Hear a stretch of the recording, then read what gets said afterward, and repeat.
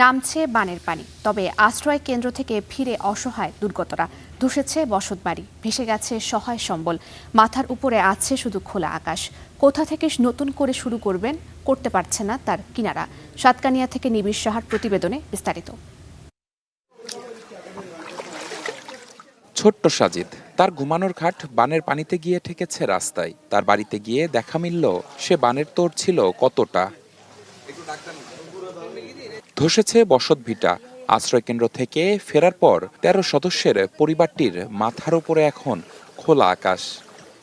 বন্যার পানি ওঠার সাথে সাথে গাছ পড়ে গেছে, তো আমরা সবাই বাইরে গেছি। বার হওয়ার পরে আশ্রয় কেন্দ্রে গেছি। এখন এই অবস্থায় এখন চিন্তা করতেছি কোথায় থাকবো। এখন বাড়ি ভাঙে গেছে, আশ্রয় কেন্দ্রে থাকি। ত্রিমোহনী বাজারের দোকানি সিরাজুল, বাড়ি দোকান থেকে পানি নামলেও বন্যা ভাসিয়ে নিয়েছে সব সহায় সম্বল। ঘুরে দাঁড়ানোর লড়াইটা কোথা থেকে শুরু করবেন সিএনজি চালক আব্দুর রহমান তার কুলকিনারা করতে পারছেন না। এটা হলো ওই সাত দোকান, ফান্সিগের দোকান। এখন সবগুলো গেছে, চলে গেছে, মাল বিজি ঘুরে গেছে। আর কি করবো, এখন 2 দেয় আজ উঠেছে মাত্র। এখন বাড়ি ঘরও সব পানি, এদিকেও পানি। এখন তো এখন আর অবস্থা সুবিধা হয় না, তো পানি লামানোর পর আর সুবিধা এর দূর। নামছে বানের পানি, উঠেছে রোদ।